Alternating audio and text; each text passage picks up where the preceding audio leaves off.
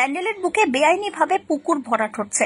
এই খবরের ছবি সহ রেজিস্ট্রি করে পাঠানো একটি চিঠি হাতে পেয়ে তড়িঘড়ি ঘটনাস্থলের দিকে ছুটলেন চুঁচুড়ার বিধায়ক অসিত মজুমদার।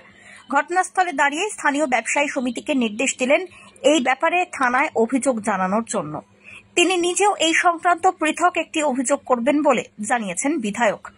ব্যান্ডেল গ্রাম পঞ্চায়েত এলাকায় ব্যান্ডেল চৌমাথার কাছে চলছে বেআইনি পুকুর ভরাট।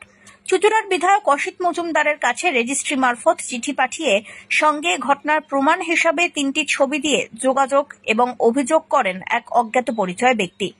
আর সেই চিঠি হাতে পেয়ে দ্রুতই ঘটনাস্থলের দিকে ছুটে যান বিধায়ক। ঘটনাস্থলে গিয়ে অভিযোগের সত্যতার আংশিক প্রমাণ পাওয়া যায়। দেখা যায় পুকুরের বেশ কিছু খানিকটা অংশ ইতিমধ্যেই ভরাট করা হয়ে গিয়েছে। বিধায়ক জানান, এ ব্যাপারে স্থানীয় মানুষের আরো সচেতন হওয়া উচিত। দেখছি হ্যাঁ সত্যি ঘটনা, এটা ভরাট চলছে। আমি ব্যবসায়ী সমিতিও এখানকার একটা চিঠি পেয়েছে, ব্যবসায়ী সমিতিকে রিকোয়েস্ট করেছি তারা আজকে থানায় কমপ্লেন লজ করবে এবং এর একটা কপি বিএলআরকে দেবে, একটা আমাকে দেবে। আমিও একটা থানায় লজ করব, যেহেতু আমি রেজিস্ট্রি পোস্টে এটা পেয়েছি। বিএলআরও যাতে প্রপার অ্যাকশন নেয়। আমরা আইন হাতে নিতে চাই না, কিন্তু যে চিঠি আমার বাড়িতে গেছে সেটা সত্যি। একটা জলাশয় ভর্তি হচ্ছে, জলাশয় এবং বাগান।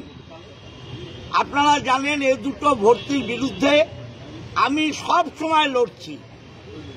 আমাদের সরকারও বারবার বলছে যে পরিবেশ দূষণ রুখতে এটা করতেই হবে, মানুষকেও সচেতন হতে হবে। এই রকম জনবসতি এলাকায় পুকুর ভরাট হচ্ছে, কোনো মানুষ কমপ্লেন করলো না। জানা গিয়েছে এক স্থানীয় ব্যবসায়ী এই পুকুর ভরাটের কাজে যোগদান করেছেন।